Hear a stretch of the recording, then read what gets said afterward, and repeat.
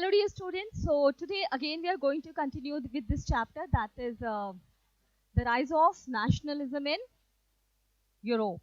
Okay. Last time we had discussed till liberalism. Okay, liberalism we understood in with different aspects. So today we are going to discuss about few case studies. Okay, first we'll discuss about Italy, then we'll talk about Britain. We'll also discuss about Greece, Poland, then Germany, and we'll try to understand that what led to the development of nationalism in these regions. Okay, so सबसे पहले हम start करते हैं Italy से. You can see this pic, it is given in your NCERT book also, and this is the pic of Giuseppe Mazzini. The man sitting here, this young man is Giuseppe Mazzini, हमारे देश में जैसे हम भगत सिंह को काफ़ी इज्जत देते हैं, youths, they have passion whenever we talk about Bhagat Singh. So same Italy में उतनी ही इज्जत Giuseppe Mazzini को मिलती है. Okay, and he is taken as one of the young revolutionary of Italy. Okay, और अगर हम देखें तो यूरोप के जो अलग अलग किंगडम्स के यंग रिवॉल्यूशनरीज थे ना, उनको जो मोटिवेशन मिला था that they got from Giuseppe Mazzini.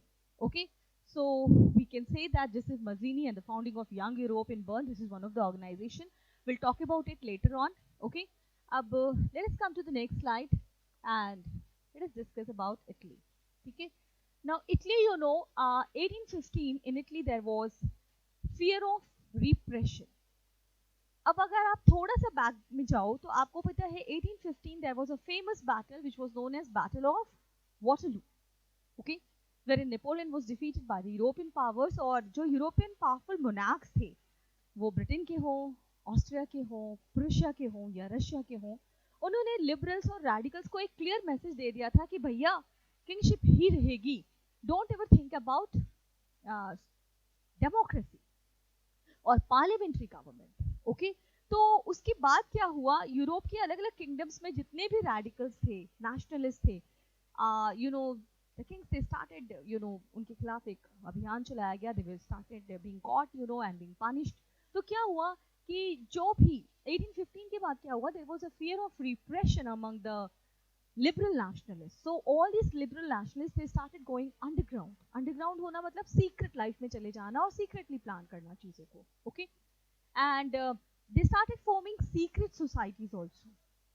And what was their aim behind forming these secret societies? That is to liberty and freedom. Okay, अब यहाँ पर आप देखो Giuseppe Mazzini का इसमें क्या रोल था? What was the role of Giuseppe Mazzini? Giuseppe Mazzini was born in Genoa in 1807. Okay, and he was a son of a doctor. Okay, Giuseppe Mazzini के बारे में अगर आप थोड़ा सा इंटरेस्ट लेकर इनके बारे में रिसर्च करो तो आपको पता चलेगा कि his father was a doctor and he was a member of Jacobins Club. Jacobins Club जो थे ना वो पूरे यूरोप में क्यों फॉर्म हुए थे? Because all this inspiration came from France.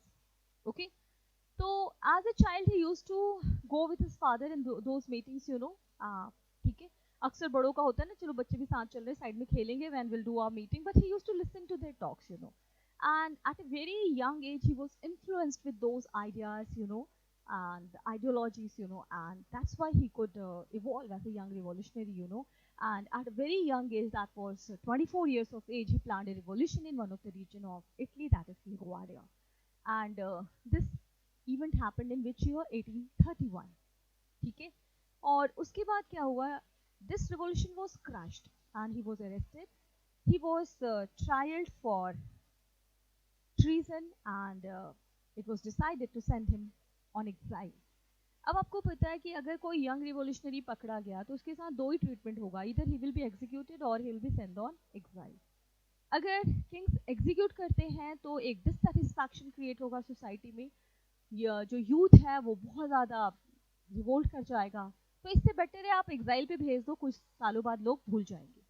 तो he was send on exile and he was given two options, either you go to France or you go to Switzerland. So he chose to go to France because he was highly motivated by French Revolution. और France में भी कौन सी जगह choose की उसने? मार्सेले. Students, I hope you remember Marseille is the national anthem of France. Okay, और आप सबको पता होगा कि 1792 में जब फ्रांस ने ऑस्ट्रिया और प्रूशिया के खिलाफ वॉर डिक्लेयर किया था तो बहुत सारे लोग मार्सेले एक जगह से ये एक जगह का नाम है, वहां से मार्च करते हुए पेरिस की ओर गए. And in between they were singing a song also. It was a war song written by Roger Leslie, and currently it is the national anthem of France, which is also known as Marseillaise. But actually Marseillaise is the name of a play. So Mazzini, he chose to go to Marseille, और वहाँ पर जब वो France में गए तो he met so many Italians, you know, who were there on exile, and what happened, he just organized them, उनको इकट्ठा किया, and then he established an organization that was Young Italy in Marseille. Okay, you can see here, he was a founder of Young Italy in Marseille, and then another organization, Young Europe in Bern. Okay, अब इसमें उसने क्या किया, you know, he used to go to Switzerland also. Switzerland का capital है burn, और वहाँ पर यूरोप के अलग अलग किंगडम्स के यंग रिवोल्यूशनरीज थे जो एग्जाइल पर थे, तो उनको इकट्ठा करके उसने एक ऑर्गेनाइजेशन बनाया, Young Europe in Bern. Then he was also a member of a secret society that is Carbonari. ठीक है, और या कार्बोनारी में भी अलग अलग एज ग्रुप के मेंबर्स थे from all over Europe, and the plan was, the secret plan was basically to how to, you know, throw off monarchy in their regions and establish a democratic parliamentary government. ठीक है. Metternich, if you remember Duke Metternich, you know, and his statement about France, I hope you remember, whenever France sneezes, the rest of Europe catches cold.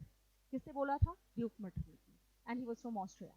तो Duke Metternich ने जिसिप मजीनी के लिए एक statement दिया था, ही is the most dangerous enemy of our social order. Okay, अब इसमें इस स्टेटमेंट में आपको मेटरनिक का फ्रस्ट्रेशन दिख जाएगा कि अभी 16 साल पहले 1815 में एक वॉर लड़ी थी, बैटल ऑफ वाटरलू. सारे रिवोल्यूशनरीज को खत्म करके मोनार्की एस्टैब्लिश की, अब इटली में कौन सा नया रिवोल्यूशनरी पैदा हो गया. तो you can see their frustration here. Okay, so हम इस पे भी आपसे क्वेश्चन पूछ सकते हैं कि who said and for whom that is he is the most dangerous enemy of our social order. So Duke Metternich said, and it's about Giuseppe Mazzini. Okay, and just a minute students.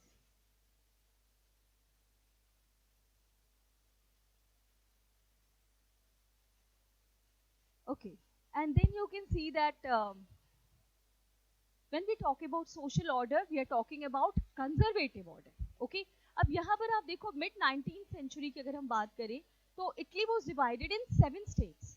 How many states? 7 states.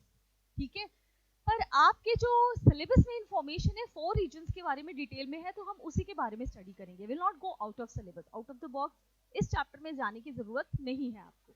जितना दिया गया है आप उतना भी अच्छे से समझ लो, तो it is more than enough. अब आप यहाँ पर देखो, हम 4 रीजन की बात कर रहे हैं इटली की.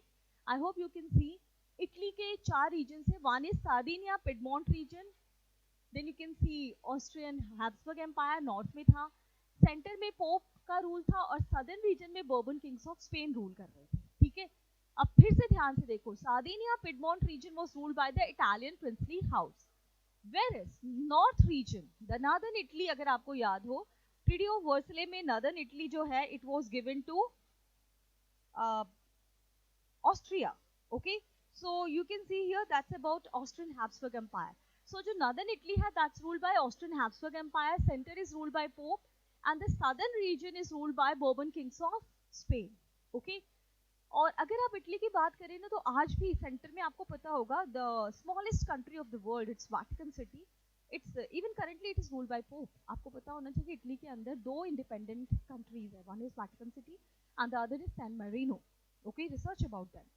देन 1831 में यहाँ पर रिवोल्यूशन हुआ. I hope you know this revolution was planned by Joseph Mazzini, although it was crushed. Then we had another revolution in 1848.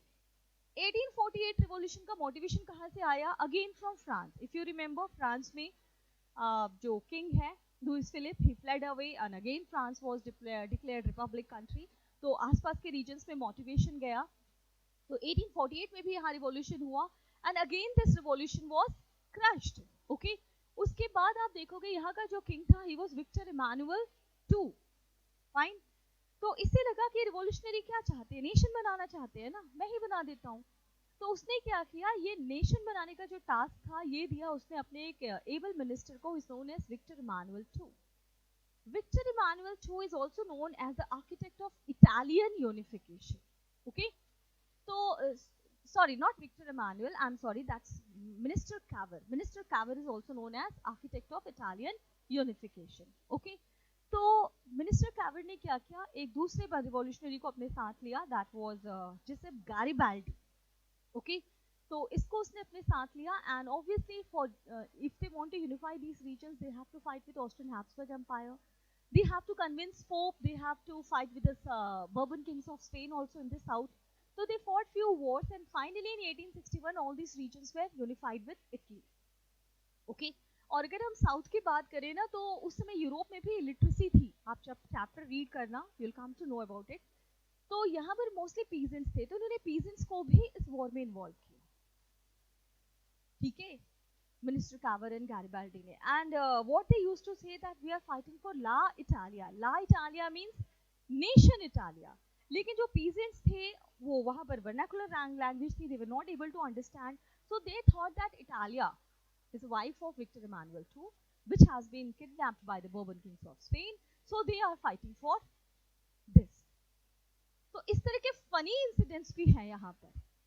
और अगर हम देखें तो इटालियन आर्म फोर्सेस का क्या था यहाँ पर, टेक कि चलो इनको whatever they want to understand, let them understand, we only want to use them in the war from our side. Okay, so all this regions were unified by 1861. पर अगर हम कभी आपसे पूछा जाए कि इटली का यूनिफिकेशन कंप्लीट कब हुआ, तो actually the Italian unification was complete in 1870. ये कब हुआ, जब Germany was in war with France. Okay, और पैपल स्टेट्स थे इटली के, they were under control of French. So French were busy in war with Germany. So at that time Italian forces went there and they captured this Papal States. So Papal States 1870 में unite हुआ, and this year the Italian unification was complete. And you can see here, this is the map which will give you an idea. This is a pic of, we can say, map of Italy before unification. You can see here different regions, and this is after unification. Okay. And this is also given in your NCERT book. Go through it once, okay? And now we come to the another case, that is a strange case of Britain. ठीक है? Britain की हम बात करें तो दुनिया का सबसे पहला सुपर पावर, अगर हम देखें तो फर्स्ट वर्ल्ड वॉर के पहले जो सुपर पावर था, that was Britain. And how it became? Through industrialization. After first world war, Britain की position decline हुई, and it was USA which emerged as superpower. And this position is still being maintained by USA. तो Britain की अगर हम बात करें तो आप सोचो कि जब ईस्ट इंडिया कंपनी हमारे देश में आई थी, they were trying to trade with us, you know. At that time Britain जैसा कोई नेशन नहीं था. It was only United Kingdom जैसा कोई नेशन नहीं था. It was only British isolates, you know, जिसमें सिर्फ इंग्लैंड और वेल्स का रीजन था. ठीक है, 1688 में क्या हुआ, एक्चुअली यहाँ पर मोनार्की थी. 1688 में जो किंग है उसने यहाँ पर पार्लियामेंट भी सेटअप कर दिया था, और 1688 में यहाँ क्या हुआ, जो इंग्लिश पार्लियामेंट था, it seize the power from the monarch. King के सारे पावर उन्होंने ले लिए, ठीक है ना. एंड जो किंग को साइड कर दिया गया कि आपको पेंशन मिलेगी, आपको फैसिलिटीज मिलेगी, but you not going to interfere in the matters of the parliament. Okay, तो सारे पावर उसके छीन लिए गए. उसके बाद एक इंपॉर्टेंट ईयर आता है, जो देयर आर 4 इयर्स यहाँ पर, सॉरी यहाँ पर आप ध्यान से देखिए. Let us come to Britain. This is brief and okay. Here, 1688, when English Parliament seized power from the monarchy. Then you can come to year 1707. अब ये भी एक important year है. इस साल क्या हुआ, यहाँ पर जो एक act pass हुआ था, it's known as Act of Union 1707. And this year what happened? Scotland was merged with England. Okay. और उसके इस मर्जिंग के बाद ये क्या बना, United kingdom of great Britain. और जब स्कॉटलैंड मर्ज हुआ तो अब आपको पता है कि स्कॉटलैंड से भी ब्रिटिश पार्लियामेंट में मेंबर आएंगे, बट कंपैरेटिवली कम आएंगे. तो जो ब्रिटिश पार्लियामेंट था ना, it was dominated by the English members, और जो हमारे स्कॉटिश मेंबर्स थे ना, it led to the suppression of Scottish culture. जो स्कॉटलैंड के लोग थे उनके ऊपर English culture, English language, English dress, हर चीज इम्पोज की गई. Okay, so it led to the suppression of Scottish culture. फिर एक important year आता है 1798, जब जो UK है, they started dominating Ireland. तो वहाँ पर एक revolt हुआ, that was by Wolfe Tone and his United Irishmen. ठीक है, तो इसको क्रश करके 1801 में जो आयरलैंड है, that was forcibly merged with UK. ठीक है, तो in which year Ireland was merged with UK? That is 1801. And अब ये कंट्री क्या बन गए, United kingdom of great Britain and Ireland. तो आपकी बुक में इतना ही बताया गया, बट आगे क्या हुआ, आयरलैंड में काफी प्रॉब्लम रही, काफी रिवॉल्यूशंस हुए, और फाइनली क्या हुआ, आयरलैंड में जो नॉर्दर्न आयरलैंड था वो वाला part it still remained a part of UK, but बाकी का जो पोर्शन है आइलैंड का, यू नो एक्चुअली आइलैंड एक नेबरिंग आइलैंड है ब्रिटेन के, आपके इंग्लैंड के, तो उसमें जो नदन वाला पार्ट है वो that is northern island which is part of UK, but जो साउथ का पूरा पार्ट है that is separate country is known as republic of Ireland. ठीक है, और ये भी अगर आपने डेमोक्रेसी एंड डाइवर्सिटी पढ़ा हुआ है, आपने ओवरलैपिंग सोशल डिफरेंस मैंने आपको समझाया था वहाँ पर, तो आपने वहाँ पे समझा होगा कि एक्चुअली जो नॉर्दर्न आयरलैंड है वहाँ पर प्रोटेस्टेंट्स मेजॉरिटी में है, दे आर प्रोटेस्टेंट क्रिश्चियंस, और जो इंग्लैंड का ऑफिशियल रिलीजन है it's Protestant Christianity, so that's why they decided to remain with UK. जबकि बाकी आयरलैंड में जो है they it's the Catholics who are in majority, और रिपब्लिक ऑफ आयरलैंड का जो नेशनल रिलीजन है दैट इज कैथोलिक क्रिश्चियनिटी। तो इस कॉन्फ्लिक्ट की वजह से जो नॉर्दर्न पार्ट है still it's a part of UK and currently it is known as United kingdom of great Britain and northern Ireland. ठीक है, और अगर हम नेशनल सिंबल्स की बात करें ब्रिटेन की, तो यहाँ पर आपका British flag, you know that's known as Union Jack, this is one of the national symbol. The national anthem that is God save our noble king, ये पहले था, अब है God save our noble queen. ठीक है, and English language, these three are the national symbols of Britain. Okay, so this is the story of emerging of Britain as a nation. Then we come to another region that is Greece. It's known as Greek War of Independence. ठीक है, अब इसमें अगर हम देखें तो जो Greece है it was a part of Ottoman empire since 15th century. Ottoman empire का जो रीजन अगर आप देखो टर्की और उसके आसपास का रीजन है, and it was ruled by the religious head of the Muslims that is Khalifa, dominated by the Muslims you can say. तो 1821 में क्या हुआ, यहाँ पे रिवॉल्यूशन स्टार्ट हो गया कि अब हमें सेपरेट करें because Greece was dominated by the Christians. Okay, तो यहाँ पर क्या हुआ, जो वेस्ट यूरोपियंस थे, you can see the revolution got support from the West Europeans. West Europeans ने सपोर्ट क्यों किया, because they thought Greece as the cradle of European civilization. Okay, अगर हम बात करें क्रिश्चियनिटी की, यू नो, तो ये एक रीजन है, अगर आप देखो तो it's a region at the boundary of Asia and Europe, it's known as Caucasus region, जहाँ पर एक ट्राइब थी कॉकेशियन ओरिजिन की, और हम कहते हैं कि यहीं से कुछ लोग थे जो वेस्ट की ओर चले गए, तो वो उन्हें हम यूरोपियन आर्यंस बोलते हैं, जो ईस्ट की ओर आए उन्हें हम ईस्ट, आप कह सकते हो इंडियन आर्यंस बोलते हैं, और डिफरेंट क्लाइमेटिक कंडीशंस की वजह से इनका डिफरेंट, आप कह सकते हो, कॉम्प्लेक्शन डेवलप हुआ, डिफरेंट कल्चर डेवलप हो गया। ओके, तो वेस्ट वालों को लगता था कि Greece is the cradle of European civilization. Okay, अगर इंडिया की बात करें तो इंडिया की अगर बेसिकली क्रैडल ऑफ सिविलाइजेशन क्या होगा, दैट इज हड़प्पन सिविलाइजेशन और इंडस वैली सिविलाइजेशन। तो आप इसको रिलेट करके देखो तो क्या हुआ, the West Europeans they started supporting these people of Greece in the struggle against the Muslim empire. और इसमें एक इंग्लिश पोएट का नाम भी आता है, that's Lord Byron, kindly remember this name. He organized funds plus fought in the war. He died in 1824. This is just one example. ऐसे बहुत से लोग होंगे जिन्होंने इस वॉर में कंट्रीब्यूशन दिया अपना, और फाइनली इनके एफर्ट्स फ्रूटफुल हुए। In 1832, when Greece was declared, recognized as an independent nation, in which year 1832, through which treaty? It's known as Treaty of Constantinople. You can see here, Treaty of Constantinople. Okay, Constantinople actually is the ancient name of Istanbul. I hope you know Istanbul as a city of Turkey.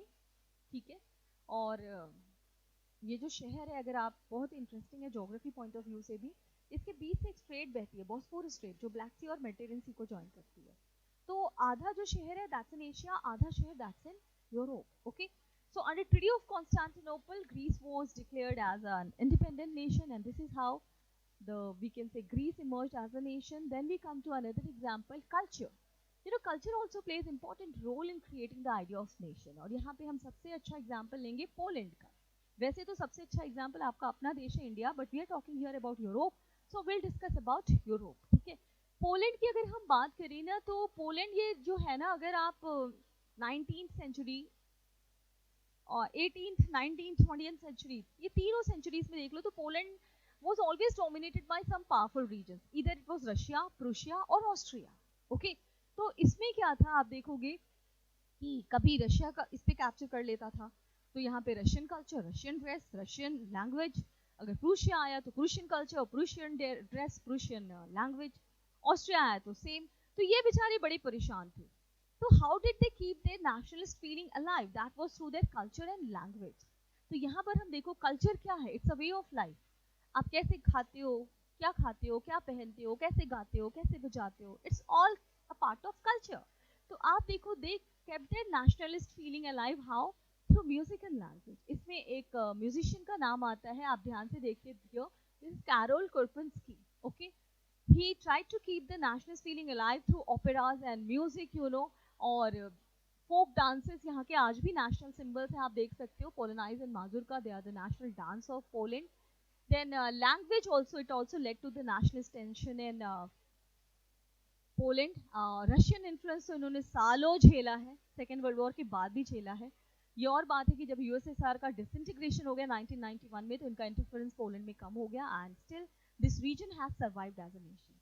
अगर आपको याद हो, battle of Waterloo, Poland was given to Russia, ठीक है, 1815 1831 में यहाँ armed revolution हुआ, वो क्रश हो गया, ठीक है। फिर भी इन्होंने अपने पोलिश कल्चर, लैंग्वेज, अपने म्यूजिक को अलाइव रखा, and even after first world war कितना डिस्टर्बेंस रहा पोलैंड में, second world war total disturbance in Poland, still they survived as a nation. Why? Because they preserve their culture. So culture plays very important role in creating the idea of nation. Okay? इसके बाद हमारा next example आता है hunger, hardship and popular revolt. You know, hunger, hardship and popular revolt, they also play very important role. मैंने आपको जब French revolution, Russian revolution पढ़ाया है लास्ट ईयर, अगर हमारे कुछ स्टूडेंट्स होंगे या जब भी मैं पढ़ाती हूँ, तो मैं बच्चों को ज़रूर बताती हूँ कि देखो, अगर सोसाइटी में आपने सबकी बेसिक नीड्स पूरी कर दी, you can maintain law and order, but if you are unable to fulfil the basic needs of each and every individual, it will create chaos. It can lead to civil war in any society. और सबसे अच्छा example आपके पास French revolution है। If you remember subsistence crisis, one of the causes of French revolution, Russia land, bread and peace, इनका slogan ही था, ठीक है। तो फ्रांस एक बहुत अच्छा एग्जाम्पल, इवन 1848 आप देखो, पॉवर्टी बहुत ज्यादा बढ़ गई, लोग सड़कों पे आ गए, राइट्स करने लगे आपस में, अमीरों पे अटैक करने लगे, the king had to flee away. Same एक सिलेसिया का एग्जाम्पल है, यू नो, जहां पर 1845 में क्या हुआ, कुछ वीवर्स है, they were being exploited by their masters, you know, they were contractors, so इन्होंने फाइनली फ्रस्ट्रेशन में आके क्या किया, अपने ही कॉन्ट्रैक्टर्स पे अटैक कर दिया, इनके गोडाउन्स लूट गए, इनके घरों पे अटैक करके इनके फैमिली मेंबर्स को मारना शुरू कर दिया। तो if you want to maintain law and order in any society, we have to ensure, we have to fulfill the basic needs of each and every individual. Okay? Economy ऐसी होनी चाहिए, do remember, otherwise society में chaos हो जाएगा. It can lead to, we can say, civil war between the rich and the poor, and it has happened in Russia, it happened in France, everywhere. Okay, so hunger and hardship can also trigger revolt. Do remember this. Now we come to the next section, that is Germany, Confederation of 39 states. Okay, अब आप देखो, आपने battle of Waterloo आपने देखा होगा, याद है होगा आपको. उसके पहले नेपोलियन ने पूरे जर्मनी को कैप्चर किया था, and for proper administration what he did, he had divided this whole region into confederation of 39 states. Okay, और Treaty of Vienna में this region was untouched. I hope you remember this. इसको ऐसे ही रहने दिया गया. Why? Because the European powers, they appreciated Napoleon for this decision. They understood the importance of modern army. Napoleon is well known for his modern army. Then efficient bureaucracy. Okay, क्योंकि administration आप split up कर दोगे तो easily करोगे. Dynamic economy, dynamic economy कैसे होती है, जब आप ट्रेड बैरियर्स को हटा दो. नेपोलियन ने भी किया, जोलिवेरन आपने कस्टम यूनियन पढ़ा, उसमें भी हुआ. End of feudalism in serfdom, it was done by Napoleon and was followed by other kingdoms also later on. Okay, तो आप देखो, बेसिकली हम बात करेंगे जो जर्मन रीजन है ना, जब नेपोलियन ने कैप्चर करके इसे कन्फेडरेशन ऑफ 39 रीजन्स में डिवाइड किया था, तो वहां से रिप्रेजेंटेटिव आते थे इनके असेंबली में, and they used to do administration on the behalf of Napoleon. Treaty of Vienna के बाद नेपोलियन तो एक्साइल पे चला गया, तो ऑब्वियसली ये जो रीजन है, it came under domination of Prussia, and this members of national assembly, German national assembly, they used to report to Prussian king. Okay, तो आप देखो, बेसिकली May 1848, हम इस इंसिडेंट को उठाते हैं यहाँ पर। 1848 as I told you is a very important year in European history, क्योंकि फ्रांस में आपको पता है किंग भाग गया, फिर से नेशनल असेंबली ने रिपब्लिकन गवर्नमेंट डिक्लेयर कर दी, पार्लियामेंट्री गवर्नमेंट। उसका इम्पैक्ट जर्मनी पे पड़ना ही था, आसपास के रीजन पे। तो यहाँ भी क्या हुआ, कुछ जो इलेक्टेड रिप्रेजेंटेटिव थे जर्मन नेशनल असेंबली के, फ्रैंकफर्ट पार्लियामेंट, वो इकट्ठे हुए। They were around, you can see here 831 elected representative. इन्होंने एक छोटा सा कॉन्स्टिट्यूशन बनाया and they march to the, so they went to the king of Prussia. King of Prussia कौन था उस समय? That is Frederick Wilhelm IV. He was the king of Prussia. वो उसके पास गया। आप फर्स्ट पॉइंट को ध्यान से देखो बेटा। तो इन्होंने, ये जो डेप्यूटीज थे, इन्होंने किंग को क्या ऑफर किया कि will offer you the crown on these terms and condition, कि आप इस टर्म्स एंड कंडीशन के हिसाब से रूल करोगे तभी देंगे। तो जो किंग है उसे तो गुस्सा आ गया, क्योंकि वो ऑटोक्रेटिक किंग है भाई, मोनार्क है। उसने उठा के उसे फेंका, तुम्हारी ऐसी की तैसी।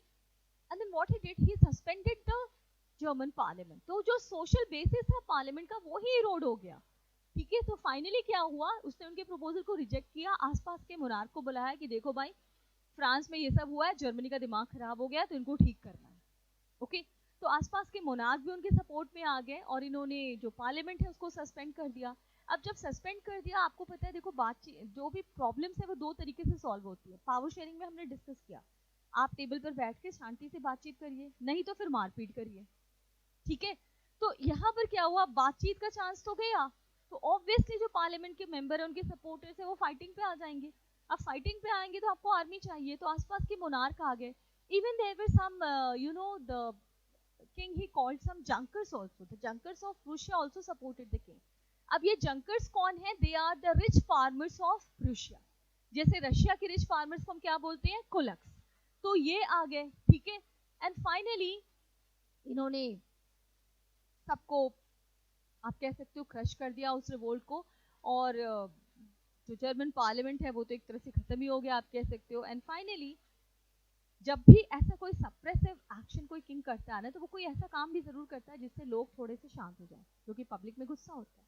अगर आपको रशियन रिवॉल्यूशन याद है, ब्लडी संडे इवेंट, लोगों में बहुत गुस्सा, फाइनली किंग ने क्या किया, ड्यूमा एस्टैब्लिश कर दी, लोग शांत हो जाए। तो किंग ने क्या किया, he took up the task of German unification, कि जो ये एक रिवॉल्यूशनरी करना चाहते हैं वो हम ही कर दें, हमारी किंगशिप भी बच जाएगी। प्लस इसने serfdom and bonded labour abolish कर दिया to get support of people, ठीक है। और फिर he took upon the task of German unification, और इस टास्क की जिम्मेदारी इसने किसको दी, this we can say responsibility was given to one of his able minister, that is Otto von Bismarck. अब Otto von Bismarck, you know, he is also known as architect of German unification. जैसे हमने Italian unification की बात की, उसका architect कौन था, minister Taber. यहाँ पर कौन है, Otto von Bismarck, he was one of the chief minister, okay? तो इसने क्या किया, इसने एक वॉर प्लान किया, फ्रैंको प्रूशियन वॉर, जहां पर हम आसपास के वो सारे रीजन्स कैप्चर करेंगे जहां पर जर्मन स्पीकिंग मेजॉरिटी है, भले ही वो किसी दूसरे रीजन किंगडम के पार्ट हो या आप कह सकते हो कंट्री के पार्ट हो। तो फ्रैंको प्रूशियन वॉर में क्या हुआ, एक तरह की 7 ईयर वॉर थी which was fought against Austria, Denmark and France, जिसमें मेजर पार्ट जो है वो फ्रांस के साथ लड़ा गया। And all these regions were defeated by Prussia. And then 1871, January 1871, the Prussians, they won in this war. It led to Prussian victory.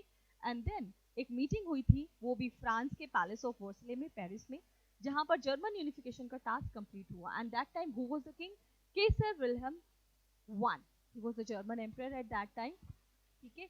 And you can see here 18 January 1871, hall of mirrors, इन्होंने Paris को हराया।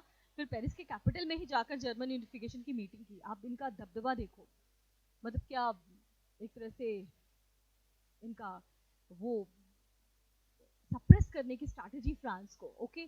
और उसके बाद क्या होगा कि आप देखोगे कि जो जर्मनी है, it was unified by Prussia. हालांकि कंट्री का नाम जर्मनी ही लिया गया, Prussia was a region actually which was being followed by German culture, ठीक है। किंग कौन बना जर्मनी का, obviously the Prussian king Kaiser Wilhelm one, ठीक है। एंड देन जैसे ये किंग बने, they started doing some we can say welfare work also, like they modernized currency, they modernized the banking system also, they modernized the legal system, judicial system. Auto von Bismarck, you know, is very well known for his cunning policies. France को तो इन्होंने इस तरह से suppress किया कि फिर ये आगे कोई भी मतलब कुछ भी ना कर पाए, okay. It was only after the death of Otto von Bismarck that France could make diplomatic relations with the other regions like Russia or Britain or other regions. Okay, तो फ्रांस जो था ना वो काफी सप्रेस रहा और इसी का बदला फ्रांस ने फर्स्ट वर्ल्ड वॉर के बाद ट्रीटी ऑफ वर्सले में जर्मनी से लिया, जो आपने नाजिज्म में पढ़ा है ट्रीटी ऑफ वर्सले। तो एक्चुअली वो फ्रैंको प्रूशियन वॉर में जो फ्रांस के साथ जबरदस्ती की गई, जो उसे सप्रेस किया गया, ह्यूमिलिएट किया गया, उसका बदला फ्रांस ने 50 साल बाद लिया ट्रीटी ऑफ वर्सले में। That was in 1919 after the first world war. ठीक है, और ये आपने नाजिज्म में पढ़ा है कि फ्रांस का बड़ा ही रिवेंजफुल अप्रोच था during this treaty and it was a very harsh and humiliating treaty of Germany, जिसकी वजह से फिर सेकेंड वर्ल्ड वॉर हुआ। हिटलर जैसा लीडर आया जर्मनी में और फिर सेकेंड वर्ल्ड वॉर हुआ। तो ये सारे war, battle of Waterloo, Franco Prussian war, first world war, second world war, this are all interrelated. 50-60 साल बाद हर कंट्री अपना हिसाब चुकता कर रही, फिर दूसरा कर रही, फिर तीसरा, और ये चेन हम खत्म नहीं करेंगे तो ये वॉर्स होते रहेंगी and it's not good for mankind. Why are you studying history? Only to understand कि ये सब इवेंट्स क्यों हुए जा रहे हैं। ठीक है, and then finally let us come to another topic, that is visualizing the nation. You know, अगर हम नेशन की बात करें, जब भी नेशन स्टेट इमर्ज हुए तो नेशन एक एब्स्ट्रैक्ट आइडिया है ना, पर जब आप इसे कोई ह्यूमन फॉर्म दे देते हो तो it's known as allegory of that abstract idea. ठीक है, तो अगर हम बात करें तो जो नेशन को, जैसे हमारे देश में हमने अपने देश को कैसे प्रोजेक्ट किया, भारत माता, हमने माँ का दर्जा दिया। क्यों? क्योंकि mother is the most respected figure in our life. Okay, तो उसी वजह से आप देखोगे और भी जगह में फीमेल फिगर्स हैं which have become the allegory of nation, like in France it is Marianne, Germany it is Germania. ठीक है, इसके बाद हमारा ये आप पैलेस ऑफ वर्सले की पिक है जो आपके एनसीईआरटी में है, it is related to German unification. Then you can see here this is a map showing unification of Germany, कौन कौन से पार्ट्स इन्होंने कैप्चर किए यूनिफिकेशन करते समय। उसके बाद this is Otto von Bismarck, who is known as architect of the German unification. Then we have okay, this is also very important, you know, this table is related to attributes and their significance. कुछ symbols हैं जिसके significance है, जैसे आपने French Revolution में भी पढ़ा है तो आप इसको भी पढ़ सकते हो, like broken chains is being freed, then breastplate with eagle, that is symbol of the German Empire, strength. Crown of oak leaves is for heroism, sword is for readiness to fight, then olive branch around the sword is willingness to make peace, then black, red and gold tricolor, that's the flag of the liberal nationalists in 1848, and the rays of the rising sun, they are it's a sign of beginning of a new era. So kindly remember these attributes and their meaning. Now we come to the last section of this chapter. Okay, this is about nationalism and imperialism. ठीक है, अब इसमें क्या है अगर आप देखो तो आफ्टर 1871 जब फ्रैंको प्रूशियन वॉर ओवर हो गया, उसके बाद the source of nationalist tension in Europe was actually one region which is known as Balkan. Balkans is a very fertile region at the boundary of Europe in Asia. ठीक है, जिसको लेकर के जो पावरफुल नेशंस थे Europe के वो आपस में लड़ते रहते थे and it led to some small wars, you know, series of war which finally converted into first world war. ठीक है, बाल्कन्स में आप देखो ये सारे रीजन्स आते हैं। ठीक है, ओके, और ये इसका maximum region it was under control of Ottoman empire और इसको लेकर काफी कन्फ्लिक्ट और राइवलरी रही, जिसकी वजह से सीरीज ऑफ वॉर हुए और फाइनली ये फर्स्ट वर्ल्ड वॉर में कन्वर्ट हो गया। फर्स्ट वर्ल्ड वॉर का रीजन अगर आपको याद हो तो Sarajevo crisis, Sarajevo is the capital of Bosnia, you can see here Bosnia. Bosnia was captured by Austria in 1908, forcibly annex कर लिया था ऑस्ट्रिया ने बोस्निया को। तो ये सारे आपके तो छोटे छोटे वॉर्स थे जो फाइनली फर्स्ट वर्ल्ड वॉर में कन्वर्ट हुए, और जब फर्स्ट वर्ल्ड वॉर हुई तो यूरोप, पूरे यूरोप की इकोनॉमी डिक्लाइन हुई, ब्रिटेन का सुपर पावर का स्टेटस छिन गया, America emerge as super power, you know, and finally जब यूरोपियन नेशंस जो हैं ये डिक्लाइन हुए, ये वीक हुए, तो इनके जो कॉलोनीज थे एशिया एंड अफ्रीका में, वहाँ इंडिपेंडेंस स्ट्रगल स्टार्ट हो गया। तो अगर हम बात करें नेशनलिज्म एंड इंपीरियलिज्म की, तो जो कॉलोनीज है वहाँ पर इंडिपेंडेंस स्ट्रगल स्टार्ट हुआ। Why? That was against coloniser. Okay, तो struggle for independence in colonies it led to the feeling of nationalism and anti imperialism in those colonies. जैसे India की हम बात करें, आपने नेशनलिज्म इन इंडिया पढ़ा है कि हमने ये फीलिंग कैसे डेवलप की, how, while fighting against our colonizer. Otherwise उसके पहले क्यों नहीं डेवलप की? नेशन का कंसेप्ट हमने, किंगडम्स ही तो थे। ठीक है, तो ये अच्छी बात है। अगर हम देखें तो you know this destruction construction process is going on in history. Okay, इसी तरह से नेशंस बनते हैं, खत्म होते हैं, फिर बनते हैं, ये हिस्ट्री में चलता रहता है। ठीक है, इंडिया की ही आप बात करो तो आपको बहुत सारी चीजें दिखेंगी जो हम डाउट सेशंस में भी डिस्कस कर सकते हैं डिटेल में। ठीक है, तो आई hope you understood this nationalism and imperialism section. So this is all about this chapter, that is the rise of nationalism in Europe. Okay, and then we move in the colonies, and that's why we have studied the chapter nationalism in India. Okay, although Indochina was a very interesting chapter, which was related to Vietnam, but लेकिन ये आपके syllabus से delete हो चुका है, so we are not going to do those chapters now. ठीक है, so this is all about this chapter, and this is all for today. Thank you very much, students. All the best. In case if you have any doubts, any questions, we can discuss in our TED sessions. Okay, हमारे doubt sessions में आप teachers के साथ discuss करिए, और you can ask if you have any extra questions also you can ask. But इस chapter में मैं आपको सलाह दूंगी कि जितना आपके syllabus में है आप उतना ही करो. It's more than enough for you. Although if you go for nationalism in India, then हमने आपको बोला कि नहीं आप कुछ और incidents भी करिए जो आपने 8th में पढ़े हैं डिटेल में, तो उनको भी याद करिए. बट इस चैप्टर में आपने उतना ही पढ़ना है जितना सिलेबस में दिया गया है. Okay, so thank you students, thank you very much.